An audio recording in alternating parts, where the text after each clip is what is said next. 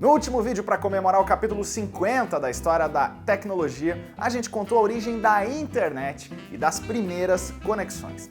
Nós vamos seguir falando disso, mas dessa vez contando a história da internet no Brasil. Você vai saber como e onde foram as primeiras conexões, o início da rede no Brasil, a internet de escada e muito mais. Mas antes eu vou pedir para você se inscrever no canal do Tecmundo se você não é um inscrito. Aproveita e dá um joinha no vídeo porque deu trabalho e tá muito legal. E também toca no sininho para receber notificação cada vez que um vídeo for enviado. Beleza? Então vamos lá para a história da internet no Brasil.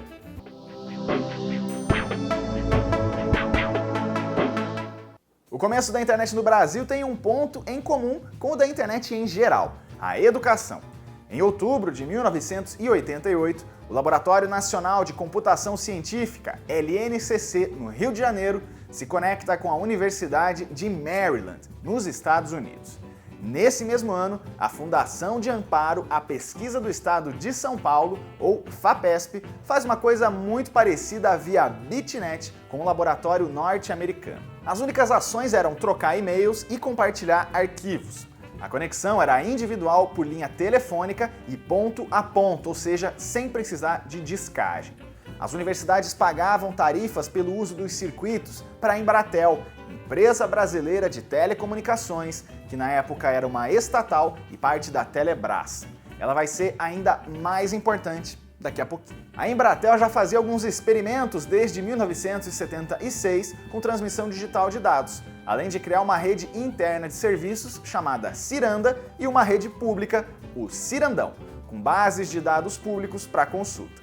Alguns projetos de redes acadêmicas também começaram a surgir nos anos 70, como a Rede Sul de Teleprocessamento, ou RST, no Rio Grande do Sul. Mas a grande maioria ficou só no papel e não saiu do laboratório. A PUC do Rio também foi pioneira nessas propostas. Outro nome importante é do Instituto Brasileiro de Análises Sociais e Econômicas, o IBASE. Ele abriu em 88 a Alternex, primeira rede privada e independente das universidades para acessar a internet. Dá para considerar de forma bem geral que esse foi o primeiro provedor do Brasil. Em 1989 é criada a RNP, Rede Nacional de Pesquisa. Com apoio do Conselho de Pesquisa Científica, CNPq e do governo, o órgão criou a primeira infraestrutura de conexão com alcance nacional. Em abril desse ano, nasce ainda o domínio .br para sites e para contas de brasileiros. Faltavam, claro, os registros e as pessoas com acesso, mas já era alguma coisa. Já em 1990, o Brasil entra na NSFNet, com esse domínio junto de outros países. Como você viu no vídeo anterior, ou deveria ter visto, a sigla era a rede científica dos Estados Unidos e foi nada menos que um dos grandes backbones iniciais do que hoje a gente chama de internet. No ano seguinte são criados mais domínios, como .org, .gov, .com.br e .net.br. Mas o grande feito do ano foi a primeira conexão do Brasil com a internet, em janeiro, na FAPESP. Os pacotes trocados com a rede mundial já usavam o protocolo padrão TCP/IP. Em 92, ONGs ganham acesso à internet e a RNP abre o primeiro backbone do país. Essa espinha dorsal ligava 11 estados entre si, nas capitais, com backbones regionais menores para integrar outras cidades. Surgiram a ANSP, ou Academic Network at São Paulo, e a Rede Rio. A Conferência da ONU sobre Meio Ambiente e Desenvolvimento, chamada de ECO 92 ou Rio 92, foi o primeiro evento com internet no Brasil. A ONU doou algumas máquinas para ajudar na estrutura, a RNP e a Alternex uniram esforços para garantir a rede e a correria deu certo. O ano ainda marca o fim da Lei de Reserva de Mercado, que a gente já abordou em outros vídeos por aqui, e aí equipamentos importados chegaram aos montes. A partir daí, o Brasil mostrou ao mundo que estava pronto para essa tal de internet. Vale lembrar que as BBS já eram mania no país desde a década anterior. A sigla Bullet Board System é um sistema que conecta as pessoas via telefone para elas interagirem em fóruns, troca de arquivos, chat ou até jogos. Uma das mais famosas foi a Canal VIP, criada em 1986. Em 93, o Canal VIP foi o primeiro sistema do Brasil a oferecer uma conta de e-mail gratuita. Em 94, o backbone da RNP ainda era dominante, mas as empresas ainda preferiam redes privadas via satélite. No começo da rede, a velocidade da conexão era de 4.800 bps, quase 12 vezes menos que as conexões discadas de anos mais tarde. E o governo em si não estava muito envolvido com isso não. Só a partir da ação independente de universidades e de órgãos mais específicos de pesquisa e educação. Aí vem a revolução. Em 20 de dezembro de 1994, a Embratel lança o serviço experimental de internet comercial no Brasil. Só 5.000 usuários foram escolhidos para esses testes. Em maio de 95, ele começaria a operar de forma definitiva. Então, olha o que estava acontecendo. A Embratel, que era uma estatal que detinha a infraestrutura de conexão, seria a única forma do consumidor comum do Brasil acessar a internet. Claro que isso era um absurdo. Esse ensaio de monopólio fazia com que 500 usuários previamente cadastrados fossem escolhidos por semana para ganhar o acesso, e tem relatos até de comércio de senhas no mercado negro fora dessa época. Mas isso durou pouco. No começo de 95, a Embratel perde a exclusividade de distribuição e empresas privadas começam a explorar o serviço, graças a um decreto do ministro das Comunicações na época, Sérgio Mota. Mas a empresa não sai perdendo não, viu? Ela ainda daria o acesso da rede aos provedores e aí eles é que forneceriam a internet para os usuários. A RNP lidou com o tráfego comercial até 98 e depois voltou a atuar onde ela fazia melhor, nos bastidores para promover o avanço da rede. Aí os internautas brasileiros puderam surfar à vontade nessa rede mundial dos computadores, já com o protocolo World Wide Web virando padrão de navegação.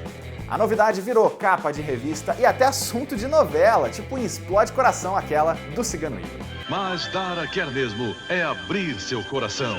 E numa conversa por computador, encontrou uma esperança. Eu falei tudo de mim, coisa que não tenho coragem de dizer na frente do espelho, eu disse pra ela.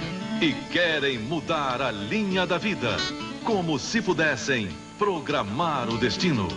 Você quer me conhecer? E é nesse período também que alguns computadores começam a aparecer com mais frequência na casa dos brasileiros, ainda, claro, de uma forma bem tímida. Eles eram caros, mas algumas marcas começaram a lançar modelos mais acessíveis e o povo também fazia alguns sacrifícios. Marcas como CCE, Gradiente e Positivo, que já tiveram a história contada por aqui, eram algumas das alternativas nacionais. A partir daí, a novidade atrás de novidade. Em 95, surge o canal VIP.com.br, primeiro domínio comercial registrado no Brasil. Sites de notícia, bancos, empresas e bandas como Barão Vermelho foram os primeiros nessa corrida. No final desse ano já eram 20 provedores privados e 120 mil pessoas conectadas. Nasceu ainda a primeira rede de IRC do país, a Brasirc, e o buscador KD. O ano ainda marca a criação do Comitê Gestor da Internet, ou CGI. O órgão tem representantes da academia, de empresas e de usuários, e debate temas e diretrizes da internet no país até hoje. Em janeiro de 1996, já são 851 domínios no Brasil, incluindo o Jornal do Brasil Online, primeiro jornal online brasileiro, o Portal ZAS, que seria o Terra, e o UOL. O cantor Gilberto Gil até estreou transmissão de música no país, com o lançamento na internet da música chamada Pela Internet. Criar meu website, fazer minha homepage, com quantos gigabytes se faz uma jangada, um barco que veleje. O Brasil nesse ano ainda teve uma exposição chamada Internet World para empresas, provedores e empresários mostrarem ou conhecerem a internet. Em 97, o TSE, Tribunal Superior Eleitoral, divulga em tempo real o resultado das eleições e o imposto de renda passa a poder ser declarado online. Surge ainda o cliente de e-mail ZipMail. Em 98, somos 2,1 milhões de usuários e a Telebrás inteira é privatizada, incluindo a Anatel. Em 99, surge o Mercado Livre para classificados e o eterno bate-papo da UOL. E a AOL chega ao Brasil com aquela distribuição em massa de CD de provedor.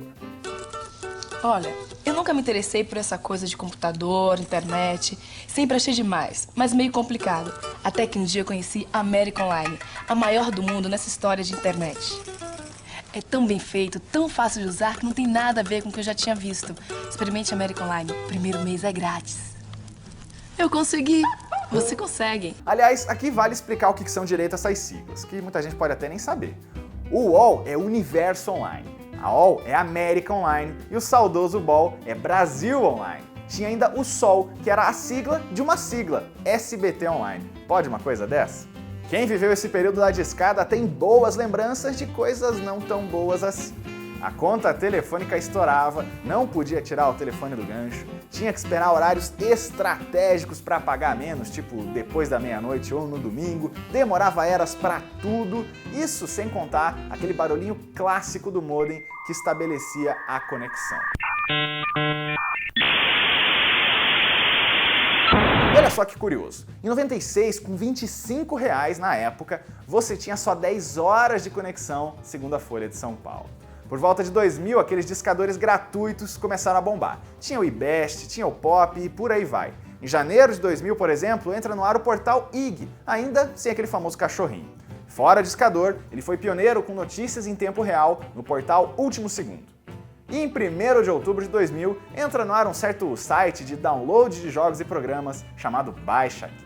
Eu sei que vocês querem saber a história do Baixa Aqui do Tecmundo, a gente lê os comentários de vocês. Vai ter, mas uma outra hora, porque já tem muita coisa na fila, muita empresa para contar a história, beleza? As conexões de banda larga com alta velocidade e sem ocupar a linha telefônica começaram a ser testadas antes disso. A operadora TV Filme de Brasília oferecia 2,4 Mbps de velocidade ainda em 97, contra 56 kbps das discadas. Já a tecnologia ADSL, ou linha digital assimétrica por assinatura, era mais difundida entre suas variantes e veio só em 2000. Você não pagava mais por tempo de acesso, mas sim uma mensalidade. As conexões a cabo e também a rádio vieram a seguir. Em 2001 estoura a bolha da internet, uma história que a gente já contou por aqui. Vários empresários se deram muito mal, mas vários sites surgiram também nessa época. Rapidamente, o brasileiro também virou fanático por redes sociais e o Orkut de 2004 foi uma verdadeira febre. O país tinha o maior número de inscritos no serviço. A partir de 2008, o escritório do Orkut veio para o Brasil e ele só foi ultrapassado pelo Facebook em 2011. O fechamento das portas para postagens aconteceu em 2014, para a tristeza de toda uma nação. Em conexões móveis, a operadora Vivo estreou o 3G no Brasil em 2004, com velocidade de até 2 Mbps, restrito por enquanto a poucas cidades. O leilão das faixas de frequência, controlado pela Anatel, só veio 3 anos depois. Uma das novidades mais recentes da internet no Brasil é o Marco Civil da Internet, um conjunto de regulamentações e direitos que foi aprovado em 2014 depois de muito debate e negociação. Entre os conteúdos está o da neutralidade de rede, que garante que o acesso seja oferecido de forma integral ao consumidor, sem limitação de banda de acordo com o conteúdo acessado.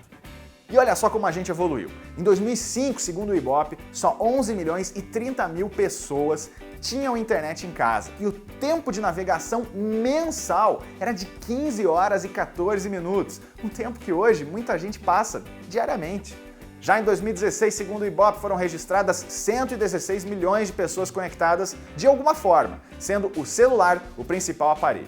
Isso representa 64% da população brasileira, ou seja, tem muita gente de fora, por desinteresse, falta de acesso ou falta de estrutura.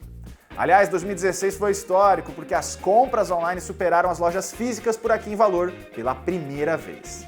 E a gente precisa falar aqui de algumas das personalidades que tornaram tudo isso possível.